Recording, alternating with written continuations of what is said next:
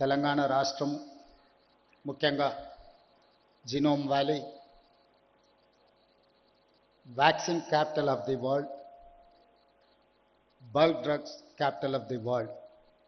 25 సంవత్సరాల క్రితం 2000 సంవత్సరంలో ప్రారంభించిన ఈ జీనోమ్ వ్యాలీ కేవలం 1200 ఎకరాలలో ప్రపంచానికే వ్యాక్సిన్లో బల్క్ డ్రగ్స్లో ఒక రాజధానిగా హైదరాబాద్ తెలంగాణకు ప్రపంచ స్థాయిలోనే ఒక గుర్తింపు తీసుకొచ్చింది అని అంటే ఇక్కడ ప్రారంభించిన పరిశ్రమలు,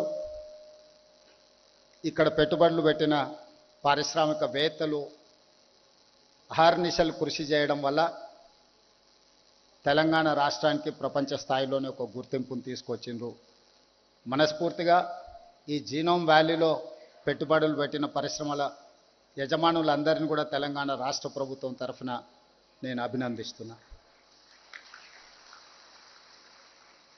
ఈరోజు దేశంలోనే వ్యాక్సిన్ ఉత్పత్తిలో 33% కేవలం జీనోమ్ వ్యాలీ నుంచే మనం ఉత్పత్తి చేస్తున్నామంటే, అదేవిధంగా బల్క్ డ్రగ్స్లో 40% ఈ ప్రాంతం నుంచే ఉత్పత్తి చేస్తున్నాము అని అంటే ఇక్కడి పరిశ్రమలు, పారిశ్రామికవేత్తలు ఎంత నిబద్ధతతో పనిచేస్తూ ఈరోజు దేశానికే పేరు తీసుకొచ్చింది.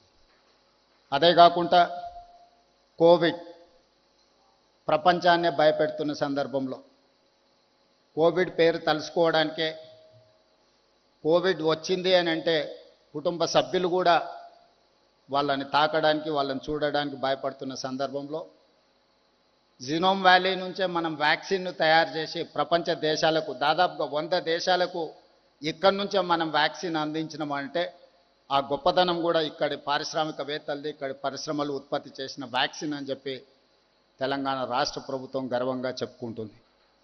ఈరోజు తెలంగాణ రాష్ట్ర ప్రభుత్వం,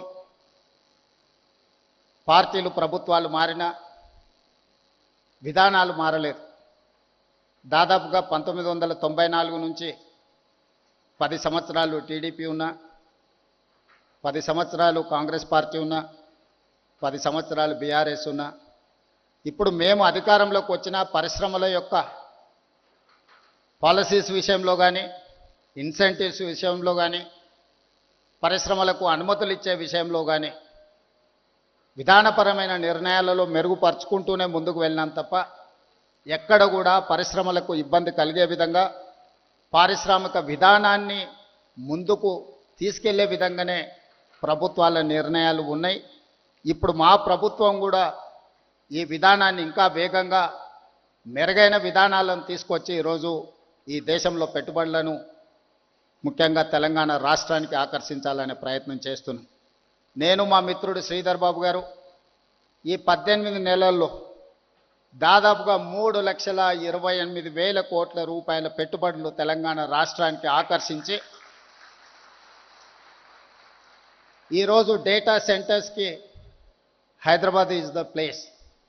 ఈరోజు జీసీస్కి దేశంలోనే మొట్టమొదటి స్థానం హైదరాబాద్ నగరానికి ఉంది.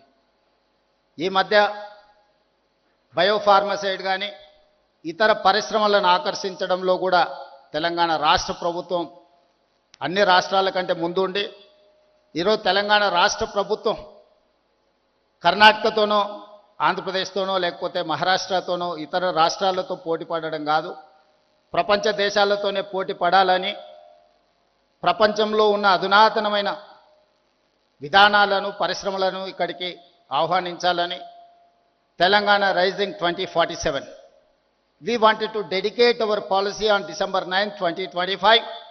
That is Telangana Rising 2047. Our target is 2035. We wanted to reach $1 trillion economy from Telangana state. We wanted to achieve by 2047 $3 trillion economy of this country.